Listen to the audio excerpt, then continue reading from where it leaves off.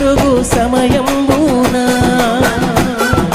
క్రీస్తు నామము తాల్తోము స్నాన క్రియ జరుగు సమయంబునా క్రీస్తు నామము లేని క్రియలన్నీ వ్యర్థంబు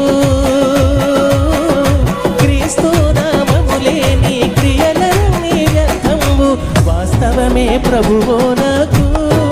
జన్మ వారసులమౌదు మనమనే ప్రభువునకు జన్మ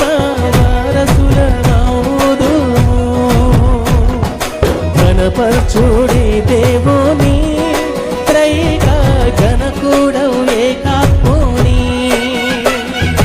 ఘనపరచుడి దేవుని